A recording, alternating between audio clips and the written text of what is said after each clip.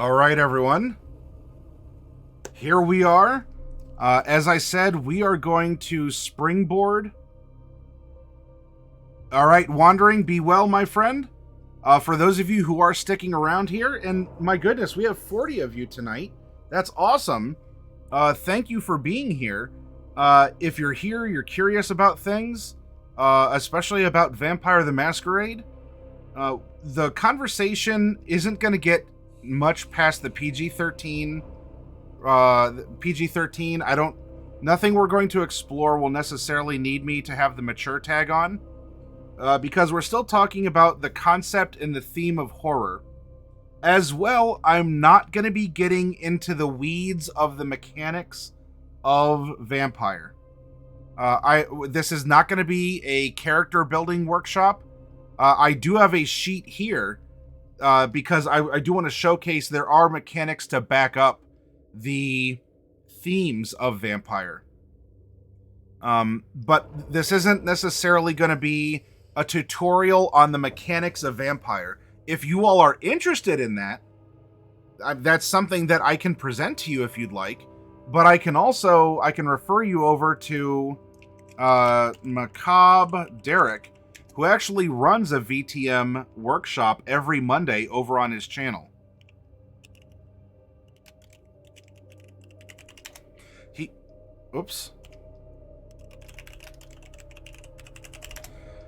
Derek is actually currently streaming his drawing on the macabre, because he does a lot of art as well.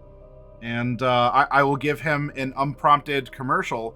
If you want him to draw you something in the horror genre, something spooky, scary, he has an awesome rate of $10 an hour for this month only. So I would suggest, you want him to draw your D&D character, but might be in the middle of a pretty intense scene. Do you have a VtM character? Do you have a monster you want drawn up or something? Go give him a look and, get your foot in the door now. Get in on the pricing now, even if it means that he has worked all through November. I would highly suggest getting in on this.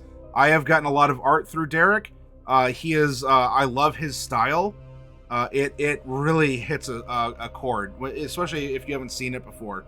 You'll get it. In fact, he's the one who was doing art for the Vapolith monster that we created in the workshop. But anyway, that's all on the Discord, !Discord, if you want to take a look. So what I will be doing is... actually, I need to do one quick thing because I no longer need... we're past our upkeep.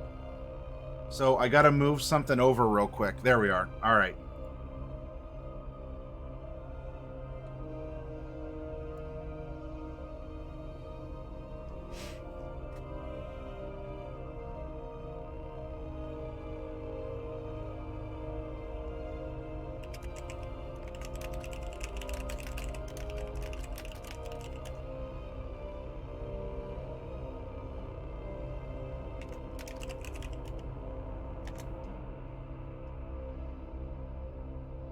Okay. So yes, for all of you here, don't be concerned because I am not going to be talking about the visceral details per se. We will talk about horror as a concept and as it's presented. It will have teeth. Ha, right, Vampire. Our conversation will still have teeth and will focus on horror, but we're not going to be getting into the mature tag stuff. We are also going to be going back to things like Curse of Strahd, and we can explore horror as many of us might primarily be or have gotten our start in horror storytelling with something like Curse of Strahd. And we can reference the Dungeon Master's Guide for D&D mechanics as we take a look at Vampire as a theme and as its mechanics. So let's delve into it with a quick review of what was horror. What was horror? Horror is primarily the unknown. The unknown is a little pocket that develops in this medium of atmosphere, norms, values, morals, and beliefs. Right? This is it's just what we expect. It is the standard. It is the banal. Well, there we go. Speaking of MacabreDerek, there he is, coming in with a raid. Derek, I already gave you a shout out, my friend. I just recently did. So welcome. Thank you for stopping in. And so any horror, regardless of fantasy and D&D, regardless of street level modern, or regardless of something in the future like Alien RPG. And yeah, Derek, I'll hop in there in just a moment. It is a pocket of the unknown in the medium of norms, values, morals, beliefs, and atmosphere. And there are at least 5 different ways to expand, to push out. Though before I get into that, let me get into a conversation with Derek here. We got to make sure that I'm set up for this. Ooh, just in case. There we go. Voice activity. And hello, hello. Hello, ladies and gentlemen. Welcome here to the Hero Zone. Allow me to introduce myself for those who don't already know. My name's MacabreDerek. I am a horror illustrator as well as a Vampire the Masquerade storyteller and your local mala when it comes down to all things World of Darkness.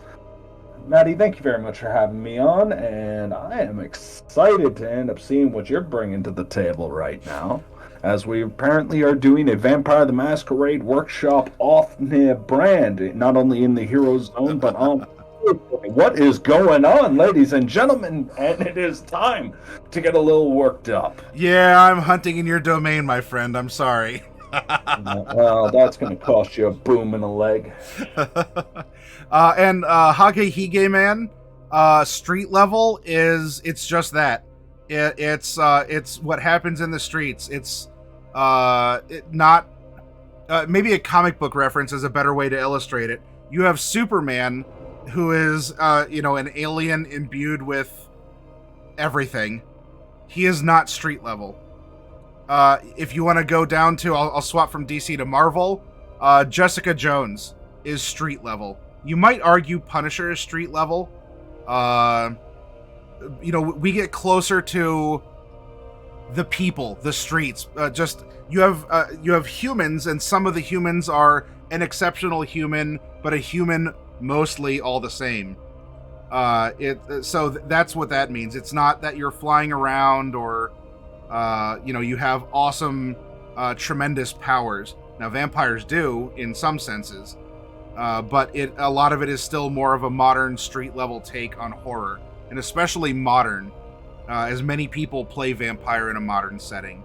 Not that you can't otherwise, but anyway. So Derek, I was going back into, before we get to the nitty-gritty of vampire, or vampire's brand of horror, as a universal constant, as a theme for thematic storytelling, what is humor?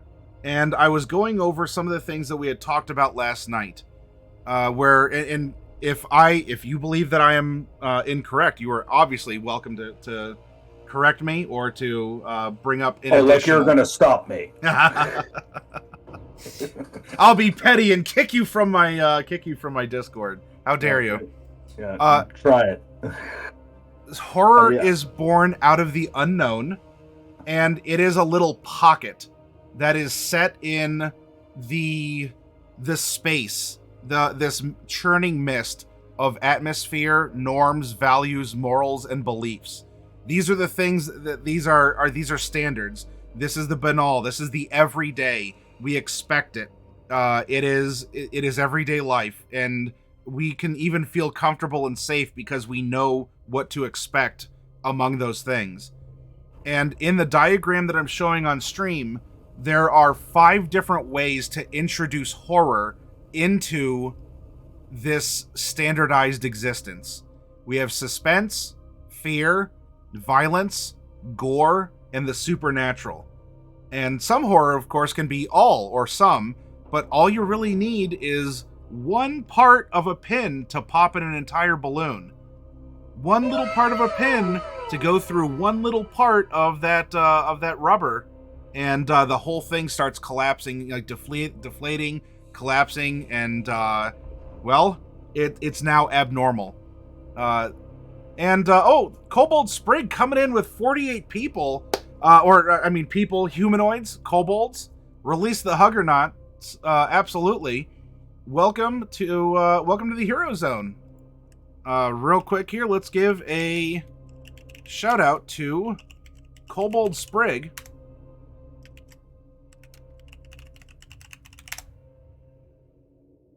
Please give her a look. Sprig does have a lot of tabletop experience, but you can also find her running and playing D&D on her channel and a lot of varietal video games. She was playing Heroes of the Storm today, and has a wonderful sense of humor and personality. And thank you for coming by, Sprig. I don't know this. I know you have D&D experience, Sprig, but have you gotten to play any VtM before, or any of the elements of World of Darkness? You're a toaster. You are not humanoid, but you're still here. Well, Shooty Man goes to Twitch. Thank you very much for being here in your toaster form. Tuesday Fox says rated, absolutely. And Hage Hige Man, I'm glad that definition was able to help you out. Dark Druid Productions, aka Sylvanov, thank you for being here as well. I missed a couple people. All right, so anyway, how do we pop that balloon? How do we introduce this pocket dimension of horror into the realm of the everyday? And here was a concept, or some things to consider in how you can grow this sphere of influence. Although, of course, here it's a pentagon. But how can you grow that sphere of influence? We also went through some general storytelling. Now, this is from Curse of Strahd. You have familiarity with this, Derek, from what I understand, just as the story itself. But the book goes through and gives you some very basic tips. Give people breathers. Let people have a sense of humor every now and again. You got to have levity. You got to have light to have shadow, etc. The DMG had some mechanics for in a D&D sense. And if you're playing along at home, this is the Dungeon Master's Guide, page 266. There are some mechanics in D&D. D&D can be ran as horror, but I wouldn't say D&D is necessarily a horror-based system, because horror and terror are not necessarily born out of you fight a skeleton. You're like, oh, okay. Because skeletons are scary, right? The bones are supposed to be inside you, blah. Okay, that's true. Though, is an encounter with a skeleton horrifying, or is it just what the original writers of the Ravenloft setting said inspired them to make Strahd, to make Barovia? He was just doing a dungeon crawl back in 78. It was all about exploring a hodgepodge collection of rooms connected by dungeon corridors, beating up the monsters that we encountered, searching for treasure, and gaining experience points. Now we are face to face with random encounter number 34, a vampire. Not a vampire with a capital V, but a so many hit dice with such and such an armor class lowercase vampire. Just another monster in the dungeon. I remember thinking at the time, what are you doing here? This creature seemed completely out of place with the kobolds. Well, there's kobolds. Kobolds, orcs, and gelatinous cubes we've seen thus far. This was a creature who deserved his own setting, and to be so much more than just a wandering monster. And, well, that back in 78, that was the seed that was planted, bore fruit in and through D&D. But years later, many years, we're now in Vampire the Masquerade 5th edition. But tenets of this as well can be explored through VtM. And And so I wanted to have MacabreDerek on board, everyone, because despite this being a game about undead monsters, Derek, eats, sleeps, and breathes vampires and horror. It's in his name. He'll tell you. He does what it says on the tin. He's macabre. I try to end up living up to that title, and I end up doing so with great honor. But allow me to interject something, because I was reminded, actually, a lot of people end up asking me, why is it that Junji Ito, so for those who are familiar with comics, manga, and all that, released a terrible anime, but honestly, read some of his works. I mean, hell, I always keep a copy of Tomie literally in reach at all times. But one of the things that I wanted to illustrate was, if you ended up ever reading Junji Ito, there are two key factors you will ever end up understanding when it comes down to it. And it's a strange alien thing that actually works incredibly well for what he does in the realm of horror. One is, oftentimes, if you take a look at his work, it always starts with something that's incredibly mundane. Okay? The enigma in Armigari Fault is, okay, fissure erupted because of an earthquake. Okay, nothing strange about that. It's okay. It's nothing spooky. It's just okay. We exist on a fault line. That's good. What gets strange is when we start realizing that there are human-shaped holes in the mountain. Okay, well, that's strange enough. But now you start getting into the concepts of obsession, right? You might be watching the news on the TV screen. As you're looking and okay, well, that's kind of strange. You look and you go, that one hole right there, that's mine. Somehow I just know it. Instinctually, I know. But I don't know what's going to happen if I go in it. But my curiosity starts eating at me. Right? Why? Because the nature of humankind oftentimes is not logical. Take a look, spend some time on social media. I think you'll agree, people are not logical at any point, but it preys on that. Second big thing that it works well with, and this is not quite role-playing game useful, but it's an interesting note. A lot of the characters he writes are not really characters so much as they are witnesses. And that's on purpose. The reason being is that what Junji Ito's effectively doing is he's making us the witness. Our focus is not on the person, our focus is on the events, and that kind of weird detachment also feels alien. We pick up on that because we're so used to, here's a character, okay, this is their lives and all this kind of stuff, right? We're used to that. This is our guide, right? This is our Sharam to our Dante.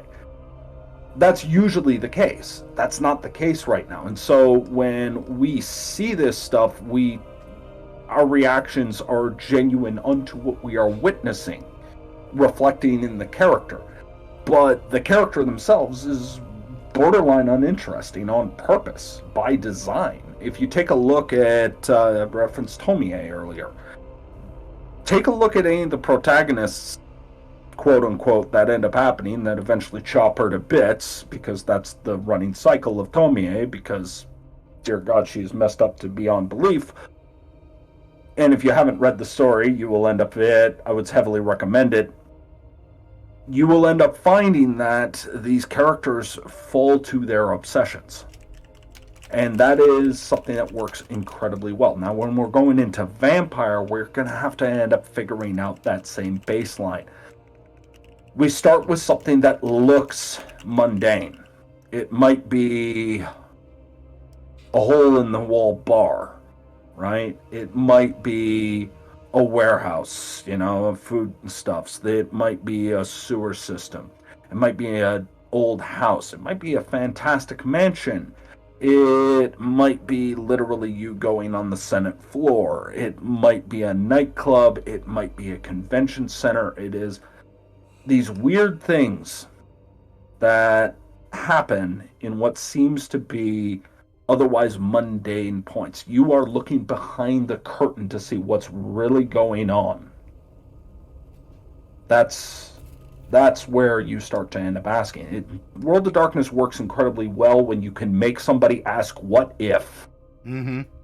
Have you ever end up seeing that sign? I'm sure you have it, Maddie. It says staff only. Oh, yes. We have one at the store, too. Right? Yep. See, now when you end up asking staff only, well, the reason is that the employees are scared to ever say anything and are adamant you can't go past that. But what you don't know is that's because the owner is this monster that is threatening their families, and they are ultimately being shanghaied into this. And the reason is because back there where you figure it would be storage, the storage only makes up maybe 1/18 of that room. What's actually happening is a black market organ donor chop shop. People go missing in neighborhoods all the time. Well, times are tough. Got to make a little bit of extra scratch. And that's a mundane horror. That's not even getting into World of Darkness. But that's the what if. It's the playing on what is going on behind that door. What is going on at that meeting? What's that person really on the phone at? Why did they keep giving me that look? It's building on that bit of paranoia that something isn't quite right. Now, with Vampire, what's unique about it is you're the thing that's not quite right. You are actively the thing that is not quite right. And you got to make sure that the world doesn't know that. Yes, so for those of you who have not played Vampire, if you're coming from a background of D&D, in D&D you usually play the heroes. And even if you're playing an evil campaign where you're the villains, the themes tend to be similar. You still go out on quests and achieve power and notoriety and do that. In Vampire, and you're hearing it from Derek, you also read it in the book itself. You are the monster. You are the bad guys. This is a game of bad guys. That there are not necessarily ever nice vampires, because your existence does not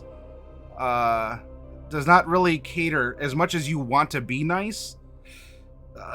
The world isn't a nice place when you're living, and then when you're not supposed to be there because you're unliving, it's even worse for you. Yeah. So let me help work this out a little bit. So because I don't want people to get a misconstrued notion here. You're not the good guys. That does not mean you are the villain. What you are is the literal definition of a protagonist. Right? Now, here's the irony in Vampire. At least at its core, we can get into details later, but at its core, what this game ends up asking you is, with this monstrous appetite for human blood, or worse, and pair that with an instinct that is not always in your control. We call that the beast. Now, the beast only understands hunt, kill, feed, repeat. That's all it understands. It's not stupid, but that's how it observes the world. It can't see your kid as your kid. It looks at it as lunch. It looks at your family and friends as a potential meal. It sees other vampires not as a cohort, but as a rival, something that is ultimately going to be in your way, something that it has to fight for the same food resource. That's it. It is incredibly animalistic, but it is also sadistic. It is something that makes you feel the need to make everybody pay for the smallest of slights. It is easy to antagonize, and every time it happens, it will wear your skin effectively, make you do something horrible, and then you got to deal with the consequences. Yep. In order to keep this in control, there are two key things. One, you have to end up maintaining control over yourself, and that is primarily through your own humanity. You see, every time you kill, every time you cause destruction of property, every time you go out of your way to hurt somebody really badly, every time you need to end up performing any of these horrendous actions, as we'll go into detail later, there is a chance that will stain your soul. What's left, if you don't believe in souls, another way to put it, if I had to put a more agnostic or atheistic twist on it, it will scar your psyche.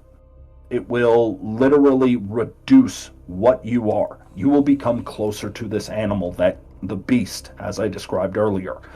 Parts of your personality will start to erode. You'll stop speaking in full sentences and instead start speaking in one or two words because that's all you need. The rest of it's body language. You bare your fangs and you just make it very clear you don't like this person. There's no point in having a conversation. You start to become more animalistic. You start to lose yourself. Who you are is literally being eroded with every cross against these tenets and against your own convictions.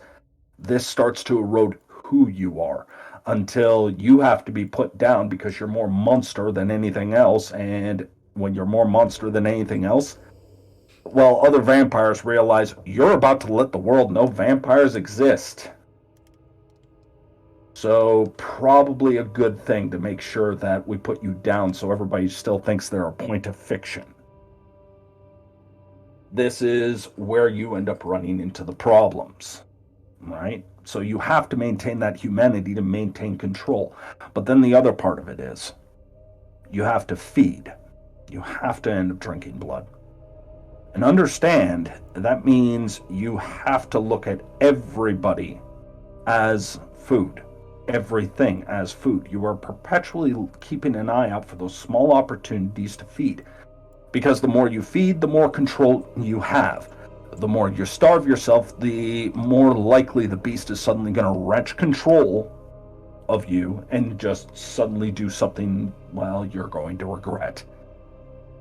And the hardest part is realizing that this beast is inherently you. It is a part of you. Just as much as your own eyes, your own teeth, your own breath, the breath you draw, the thoughts you have. This is now a part of you. It is something that you want to suppress. It is something you want to maintain control over before it gets the better of you and starts to wear you down.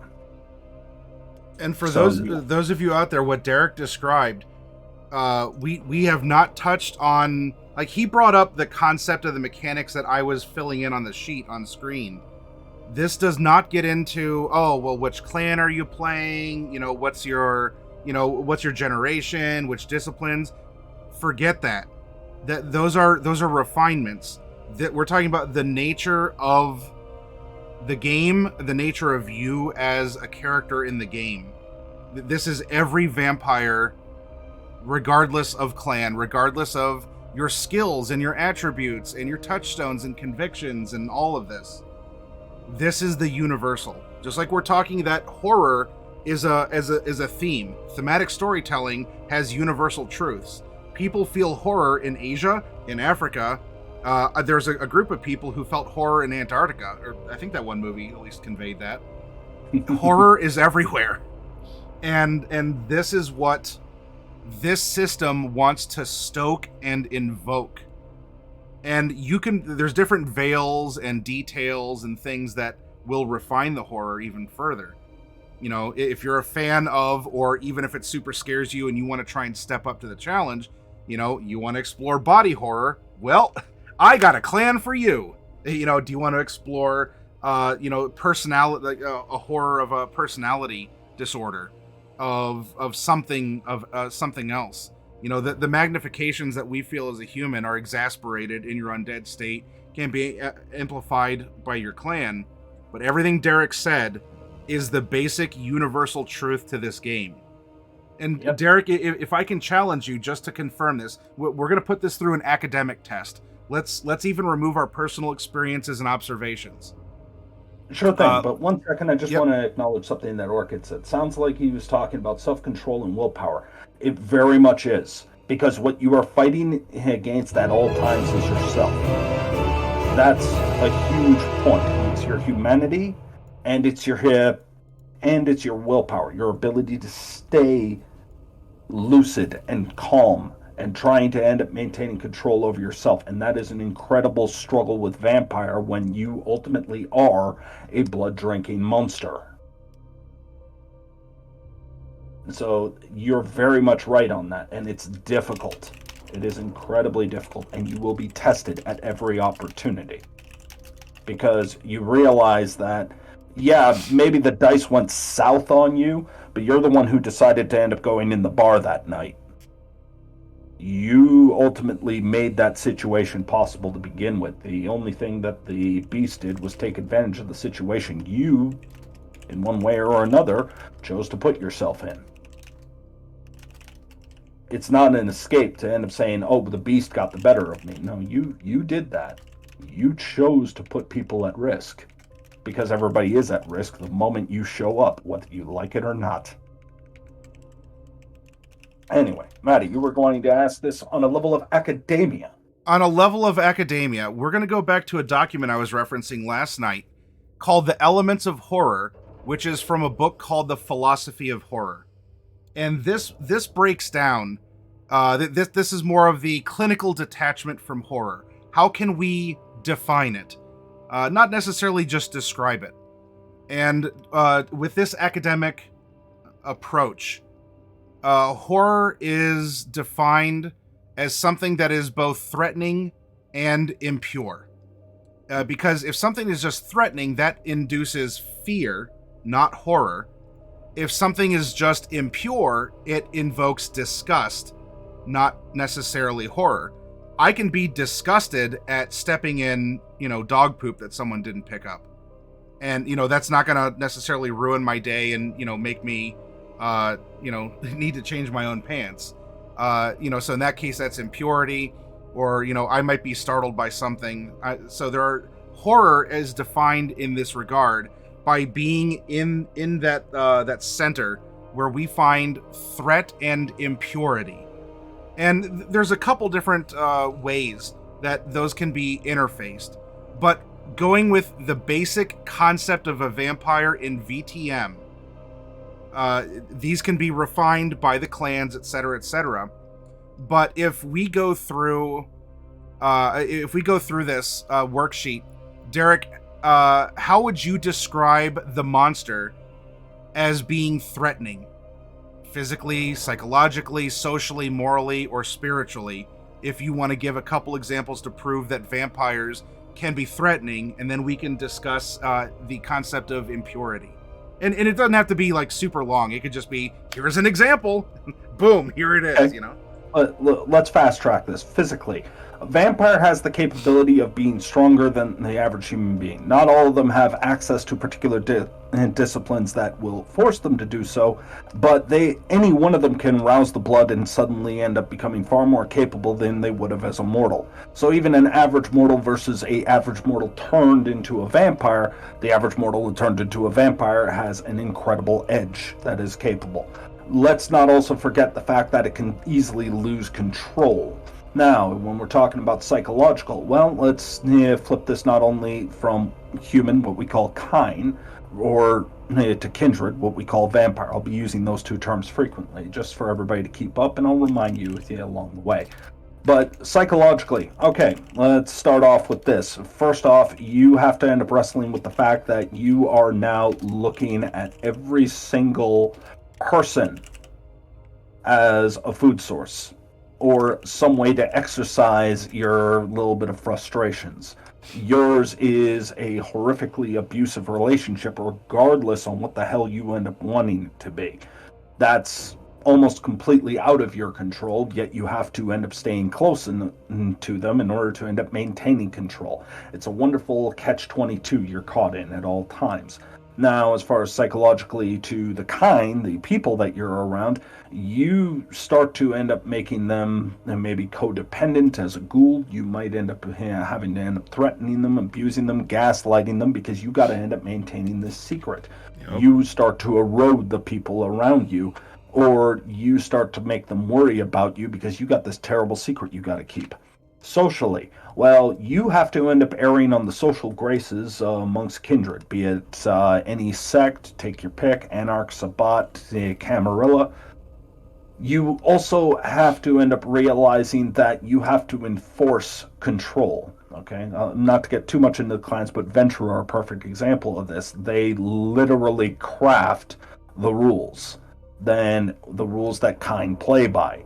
They have influence in all kinds of things that specifically gear humanity. When you realize that a large portion of human history in Vampire the Masquerade is ultimately the result of some infighting of vampires, and they are just using you as pawns on a chessboard. Yeah, there's some social implications there. Morality. This is a constant morality play. Remember, at the core, vampires need to end up maintaining control by keeping to certain principles. They need to end up maintaining it in order to maintain themselves, otherwise they erode themselves and get a little bit closer to that beast we were talking about. Through the humanity that you discussed. Absolutely.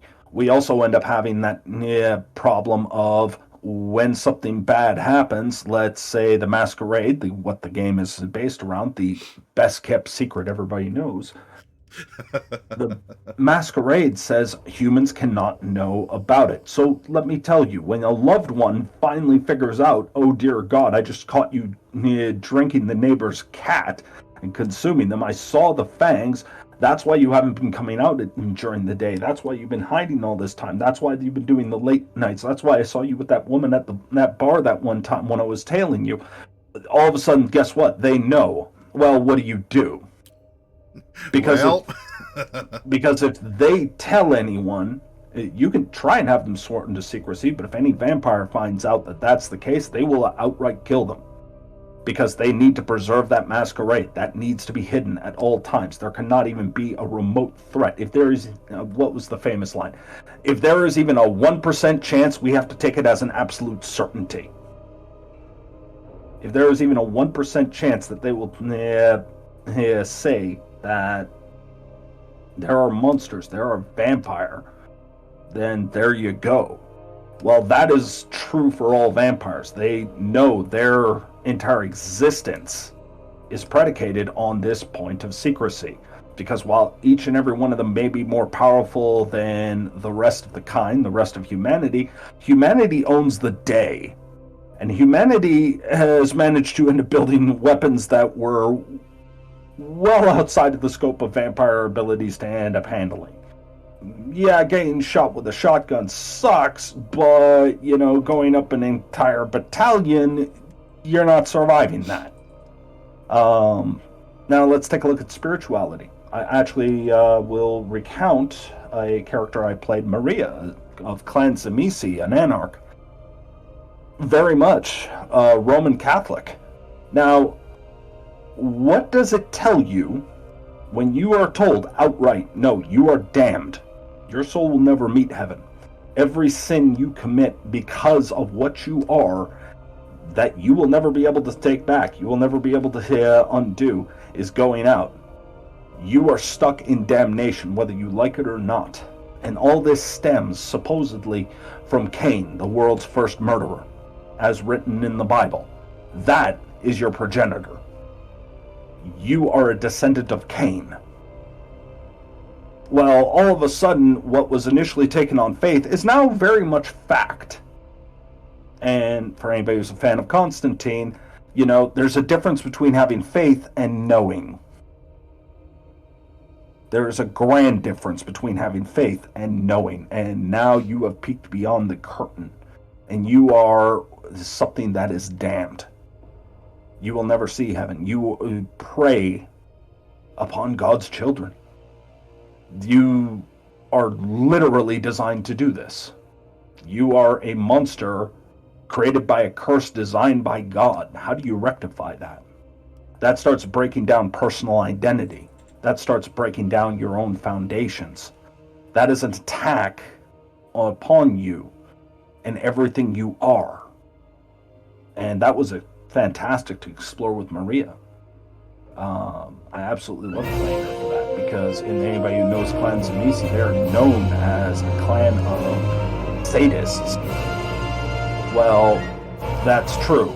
And that is a compulsion that Maria had to end up fighting and ultimately lost. It was a tragic bit, which was one of Coffee Cat's games, so nobody should be surprised that that happened. Nah, don't worry about it, Bane. I appreciate that you're supporting the Hero Zone. But right there, every one of them. Every one of them. Vampire you hit every single... They are threatening on every level. And then quickly, because this is going to be even easier, there's only 3 categories as well. Orchid did have a question, but let's get to this this impurity real quick. There are 3 types of impurity that are defined here. One is a monster that is categorically ambiguous, and the example is amphibians. They both swim and hop, can exist in both water and out of water. There are monsters that are incomplete representatives of their class. Those are rotting things, things not fully formed, things with parts missing, or the plain old formless things, dirt, blobs, fog. And there are some other examples that can break it down with fusion, fission, or whatever, but just looking at the 3 types of impurities, do vampires check off at least one of those? Well, absolutely. When we're talking about ambiguous, you are a dead thing. Like, outside of what you look like, when you rouse the blood, you, for the most part, look like just a pale human being. You know, you need to get and see some sun more. Don't do that, by the way. But fact of the matter is that you are a dead thing. There is no heartbeat. You don't need to draw breath. You are somehow speaking without breathing. Right? These things are constantly an issue. And if the more you try and hide this, the harder it is. A simple example, I'll give you one actually from Coffee Cats, who is currently doing Rebirth now, but also does Austin by Starlight actually on Wednesdays. And I end up playing a character called Yvette. Yvette literally has to end up pretending to be kind of a stepmother. Like that's what she ends up doing. But one of the problems that often happens is that means, guess what? Her fiance at this point is very much outside of the know. And you will actually watch, and one of the earliest things is me showcasing Yvette, like, bending over backside, or bending over, folding herself in half effectively, trying to find little ways to make sure that she doesn't violate the Masquerade and keeps her secret. And this means she has some odd behaviors. For instance, she tends to take scalding showers. Why? Because in order for her just to hug somebody without them realizing she's cold, she needs to heat up her body with damn near scalding water just to end up making sure that her body is warm enough that she hugs somebody. It doesn't cost her using up what little blood she has left and making herself hungrier again, and pretend to have body warmth. That's a weird little tidbit. When she sleeps during the day, she has literally an MP3 player that is some of the loudest snoring you can end up having. So she has her own room because, as far as everybody else is concerned, she snores like a goddamn chainsaw. Right? There's all these little things that she has to do to end up preserving her Masquerade, and you start realizing that these are all because she is both a dead thing that still walks. And very much, like, if anybody has any questions about a vampire, fundamentally it comes down to, okay, think what you would end up dealing with a dried up husk. Incomplete representatives of their class, yeah, you can definitely end up saying that when it comes down to vampires, guess what? You stab them, they don't really bleed all that much. There's no blood pressure. Right? There's no heartbeat. You are talking about something that is constantly being able to shift its form. There are so many disciplines, primarily in the protean line, that cause you to become a dog, or to grow claws, or to have your fangs go out the size of daggers. You have the ability to turn into mist. You have the ability to be as light as air. You have the ability to walk on telephone wires. You have you could be the a ability nos. to... Yep. You're a Nosferatu, perfect example, right? They're disfigured. That's part of their curse. So they are incomplete in that regard. So very much they play into that. So I would say at least 2 of the boxes. Formless, Yeah. there's a power that can do that, but fundamentally I wouldn't Yeah. say so. That might be kind of getting into things you can do with Zamisi or like a further extension. But no, all right. So we've established for sure, fundamentally, regardless of the type of vampire you play, regardless of your which city that you play on, even which faction you play in, Anarch, Cam, or Sabat. This is a horror game. In fact, I believe it's right on the back of the book. Is it that it says that this is a If game you of scroll personal... right down to the bottom, it's Yep. a game of personal political horror. The political is actually incredibly important in this game. If you just scroll right down to the bottom, Yeah, you'll I have see to.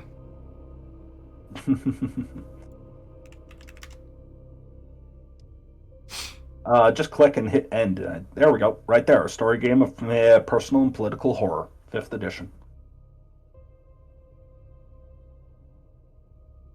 Now, we have a firm base from which to work. Orchid Twilight had a question that says, oh, I got to scroll up a little bit because I lost it here. Are there any vampire groups that work with or are beneficial to humans? Ultimately, no. That's not to say some haven't tried. In fact, let me give you some of the Camarilla propaganda. Okay? We in the Camarilla are shepherds of humanity. Throughout the nights, we have guided their growth. We have directed the course of human history to benefit not only ourselves, but them as well. We are the ones who have uplifted mankind from the drudgery of caves. We are the ones who have developed them into this grandiose, and we have built them. We are their shepherds.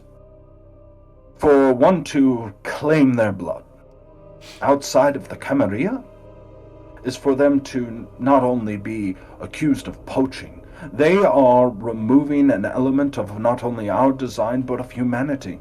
For it is humanity that ends up maintaining us. We maintain the air of grace and dignity that would be expected not only of our court but what we hope for mankind. When humanity was at its best, what did it end up emulating? It emulated that of the Camarilla. The idea of honor, nobility, the idea of being more than just oneself, but a part of something grander. These are things that we have distilled back into mankind, but we were made of man. We were made of a curse, and we now maintain them. It is by right of blood and history that we end up here paving the way, and it is our responsibility to do so, Neonate. Be sure to end up recognizing this, for this is the charge that has been left unto you. When you are granted domain, you are not just granted this is where you feed, far from it. You are expected to uphold not only the traditions of the Camarilla, but you are now responsible for the lives that are governed in your territory, your domain. You have the right to rule there. You are a representative of the Camarilla. And if you've been educated well, you will know what to do.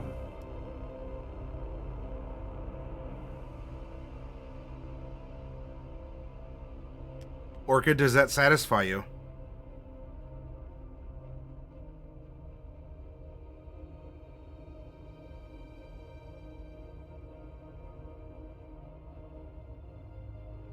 And for all of you out there, because there are many of you here, number one, as a reminder, I'm talking with MacabreDerek. He is the directionless voice, the formless void that constantly hovers over us like a dark cloud. And he is also our resident expert in World of Darkness, and in particular Vampire the Masquerade. And if you have questions out there, please feel free to ask. Like, obviously we're talking about some intense topics, and we can get into the different concepts of horror.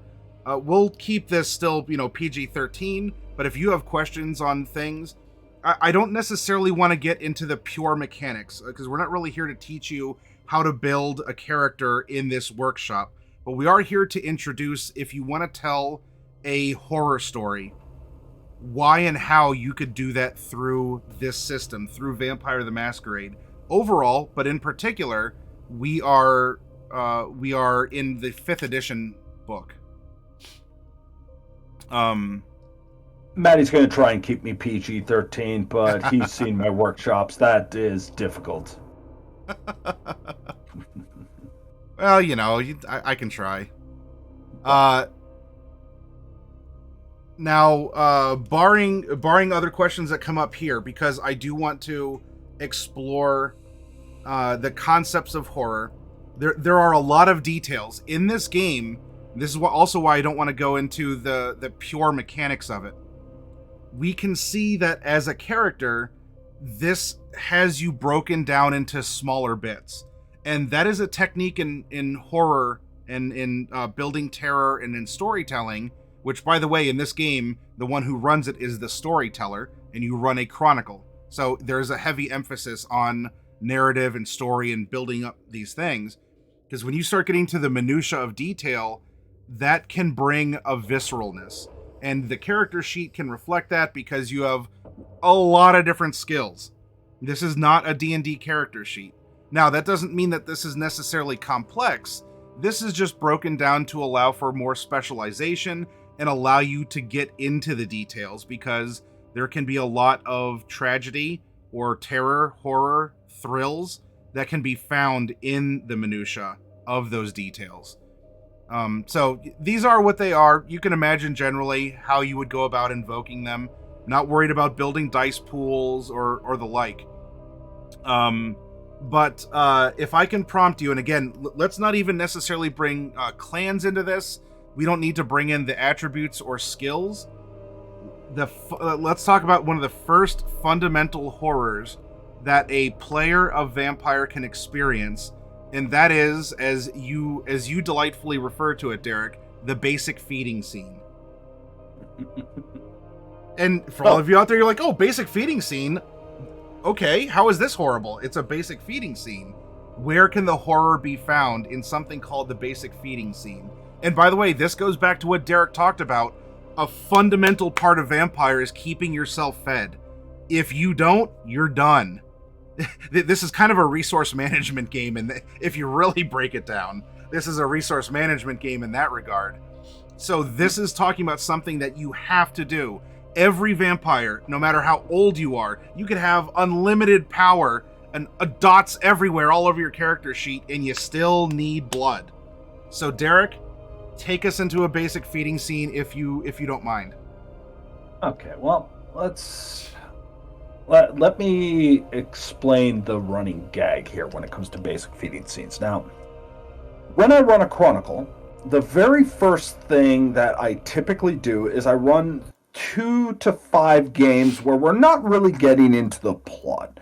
Instead, we're getting to know the general lives of these kindred. Okay, I'll be dropping hints here and there, but what I'm really interested in is how does this kindred initially operate? And what started, or where this basic feeding scene came from, was that there was always a problem with new players whenever we started with, okay, we're not going to just do a basic roll and you're done. We'll get into that later on. But right now, I want you to understand what this roll actually entails. Which means, let's say, for instance, let's start with a feeding type. Okay, let's start with the one that's very common for new players to pick. It's called an alley cat. What is an alley cat? An alley cat basically says, I am going to find some stranger in an alley, and I'm going to beat the tar out of them, beat them damn near into unconsciousness, steal a bit of blood, and then the blood loss can be hidden over the fact that this was just a random assault. Or maybe I will hold them up at gunpoint and make sure that they, unbeknownst to them, are being robbed of their wallet and blood. This happens quite frequently. And it's a very basic style of feeding. But what we call a basic feeding scene is, okay, first you got to find the person. Then you gotta corral them into an alley. Then you need to feed on them. Well, there's a few things that can go wrong here. Perfect example. Maybe they're not alone and somebody manages to run. And they run out into the street as they have just witnessed you completely snap and start ripping into somebody with your fangs. Well, remember, first rule, Masquerade, you gotta cover that up before this gets out of hand. You start chasing after them, right? Well, you still got fresh blood all over your mouth and you are currently in a high bit of chase. They run into traffic because they're desperate to get away from you. You are going to kill them. The traffic might kill them. They're going to take their chances. Well, now you rush out into traffic, but you may have rolled badly and you get hit with a car. It ends up sending you flying. You get rolled. You get run over cleanly. And as one of the cars stops, maybe a concerned pedestrian pops out and tries to check, are you okay? Meanwhile, you just got up after getting ran over with a car and continued the chase. Well, somebody caught that on dash cam. So now there's evidence of you getting run completely over and continuing to end up running. There is currently a person in an alleyway bleeding out, and maybe somebody is about to find that while you're busy chasing their compatriot, and their compatriot manages to run into, who knows, late night donut shop. Why not? Make it a worst case scenario. And guess what? You got a couple of cops sitting there who are currently quote unquote off duty. They see some person panicking, yelling, pointing at you who currently has a whole bunch of blood all over their face, and you are just running out. You got somebody else who's filming you because, Jesus, look at this guy who just got ran over and is still running because this will make great YouTube content. Yeah. And now you just stepped into here and realized, oh crap. Now I got law enforcement involved. Now, you got to figure out, how do you get out of this situation while making sure the dash cam footage is removed, while figuring out who the hell tried to end up uploading this to YouTube and stop them from doing so, while making sure that the person you accosted doesn't talk or bleed out, because, that might be evidence. Make sure the witness doesn't talk and not get shot to pieces while being able to explain all that blood on your face right now. That is a basic feeding scene. Right? These are all the little problems that can go wrong. Okay? And that's not even taking into account that you might have completely lost control. The beast might have taken over. And, you got hit by that car, and now your beast says, how dare you hit me? So instead you end up massacring the driver in front of ongoing traffic. Because that can happen. So this is where you start to realize one of the hardest parts about Vampire is, how do you maintain this secret when all these things could potentially go wrong? And so you start finding that vampires are very particular about their habits. Why these habits are built to do two things. One, masquerade the fact that they are, in fact, a dead thing that feeds on the blood of the living. And two, make sure that things don't spiral out of control. If you ever wondered why it is that this is a game of political horror, well, when this goes wrong, you're going to need to know somebody who can, scrub the footage, find out who got informed, make sure that a police report doesn't come out, somebody who, if you decided to not, struggle, get you out of the pen before sunrise kicks off. You're going to owe a lot of people a lot of favors, and if you're more trouble than it's worth to keep you alive, they will get you out, and then they will kill you, delete all records of your existence, and you will simply disappear. Because a lot of people tend to disappear when it comes to Vampire the Masquerade in the World of Darkness, and this is what a basic feeding scene entails. Every one of these feeding types, something can go horribly wrong. And I will play these out until it's very clear to me, okay, you thought it out, you know what can go wrong, you've made contingencies, and you've shown me you understand how this feeding type operates. Yeah. I'm hoping that's an appropriate explanation here. And I do want to point out, like, feeding type, yes, but even in more particular, these are predator types. And for us, like, we as living, I mean, I won't vouch for you, Derek, but I as a living person have spent a great many years just being able to go to my fridge and grab a snack, go to the grocery store, get a pack of hot dogs. If you've lived, that is your knowledge, that's everything that you've done.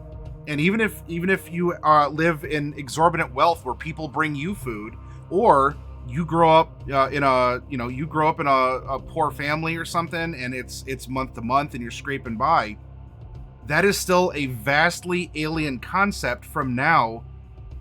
You aren't even a hot dog predator, or Orchid Twilight's talking about lo mein in chat. You're not even a lo mein predator.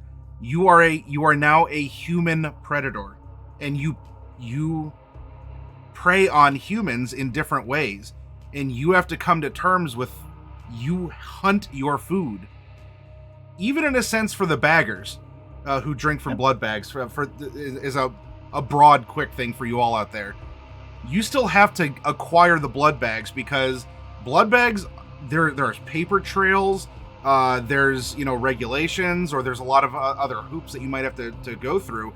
So you still have to manipulate people, or have the resources to buy it, or to get people to donate their blood or whatever. And this is fundamentally challenging you as the player to almost dehumanize yourself. Now, as Derek talked about, it could just be a roll, because these predator types have a roll. That's a generic, okay, 2 hours out of your night, make a roll. Successes determine how much you can feed. Broadly, very basically. I'm not getting into the super mechanics of things. Am I correct, Derek? You're correct.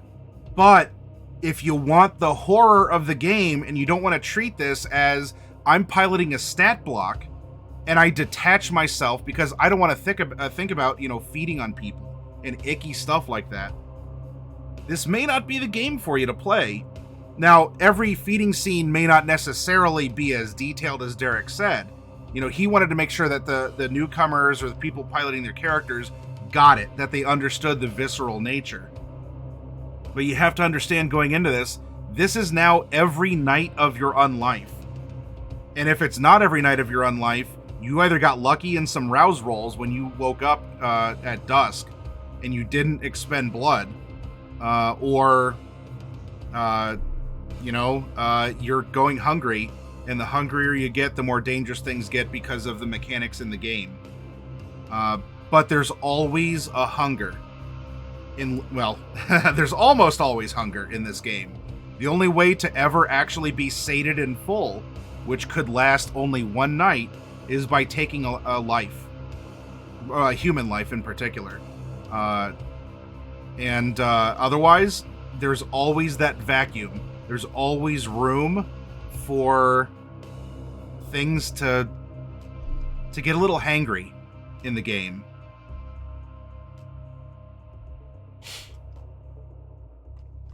You end up talking about things again a little bit hangry, and you're absolutely right. When it comes down to wanting to fulfill your entire bar, so to speak, if I have to end up using like RPG terms, in order to fulfill all your hunger, you need to kill. That's an absolute must. Yeah. The sad truth of it is, though, is in most Chronicles I've played, that's a very quick way. In order to start losing humanity. One of the big tenets I usually recommend for first-time players to understand the spirit of Vampire the Masquerade is, thou shalt not kill. Right? I don't mean just in self-defense, I mean flatly. Okay? It makes it an incredibly difficult game, and it means, are you absolutely sure you want to risk this? Because as you start to take stains, as you start to lose humanity, it starts to feel like you can get away with more, but it also means you have a harder time interacting with humanity to begin with. And that makes things incredibly difficult. Incredibly difficult. I think most storytellers worth their salt will understand the importance of humanity, and that's ultimately what you're fighting. It's a combination of you being, in order to really drive home the curse, you need to understand that humanity is the thing that keeps you going. It's the thing that stops you from devolving into an absolute monster. And it's the only way, it's your only real defense against the beast. Otherwise, it will take over, and, well, there's only so many times you can keep taking stains every single night before eventually you drop that next tick in humanity.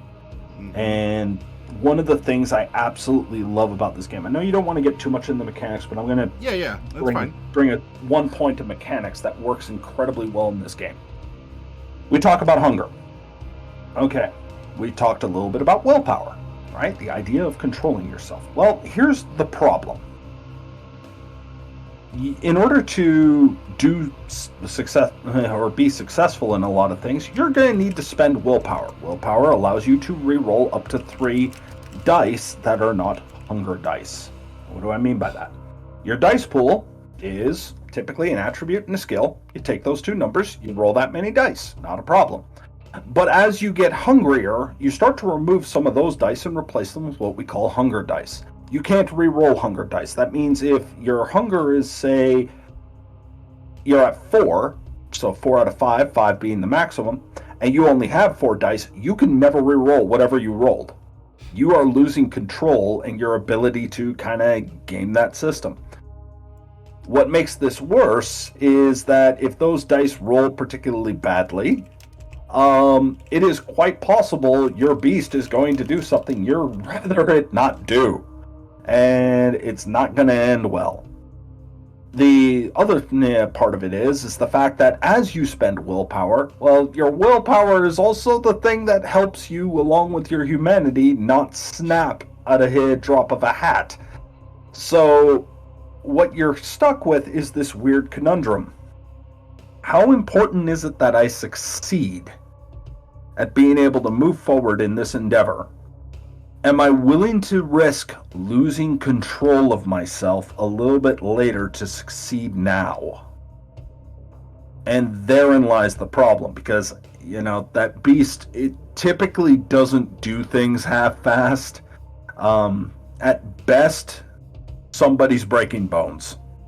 At best. Mm.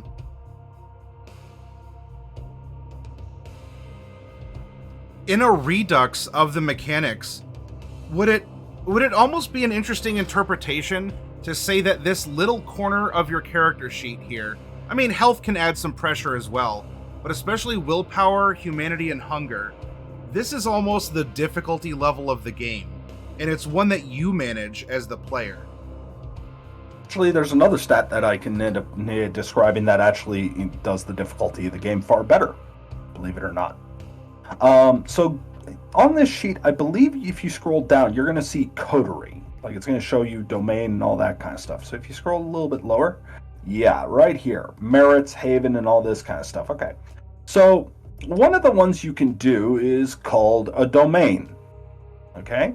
And in domain, you have what is called chase. Chase is how populated your domain is. How easy is it to hunt?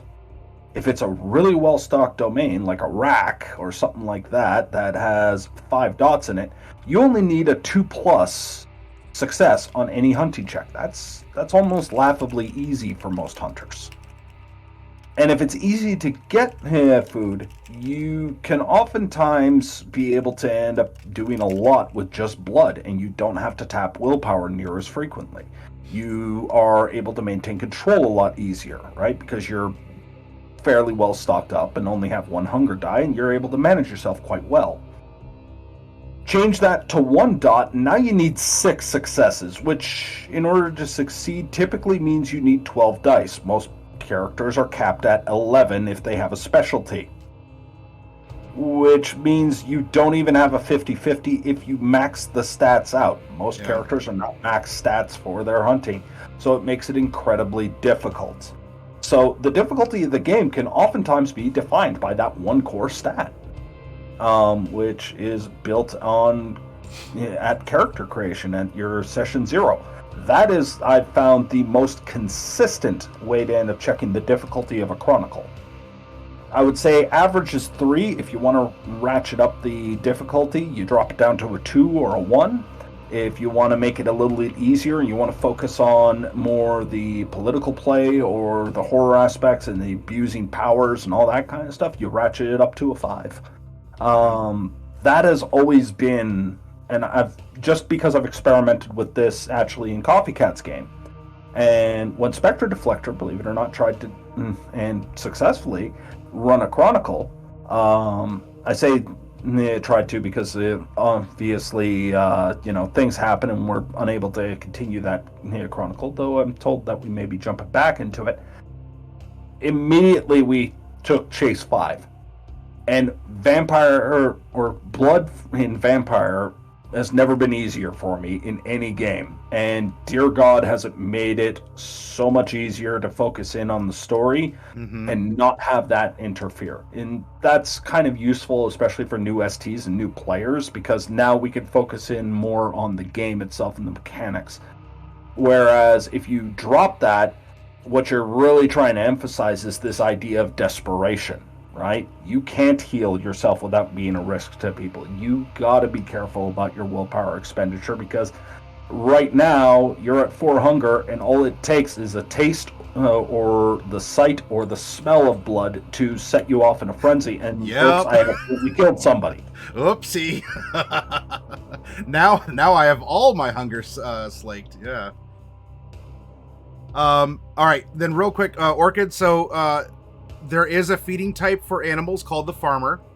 It has its own, just like the other predator types, it has its own sets of rules. But I'll tell you all what, I need to get up and take a quick break. Derek, do you need to get going, or do you have a little bit, if I ask you a couple other questions in a part 2, getting more into, if you want to present a type of horror? You have me for the entire night. Okay. You have me for the entire night. Everyone, let's take a quick break, and when we come back, I want to ask Derek questions about if I want to run a game that has body horror, psychological horror, other types, how can we introduce themes of suspense, of these types of horror that we had looked at here? You have fear, violence, gore, supernatural suspense. Of course, there's psychological horror and all these other things as well. And can he give examples of, if you want to tell a story about like just super gross stuff, like you want the grossest VtM chronicle ever, and that's really what you want to focus on, or how can you weave more suspense and supernatural into VtM and avoid fear, violence, and gore in doing that? So anyway, we'll come back for a part 2. We have Derek for a while. Also, thank you, Coffee Cat. You came in from finishing up D&D right on break time, so take a break. Coffee, talk to your players if you got to have your aftercare after your session here. We'll come back in a couple minutes, and we'll continue this conversation.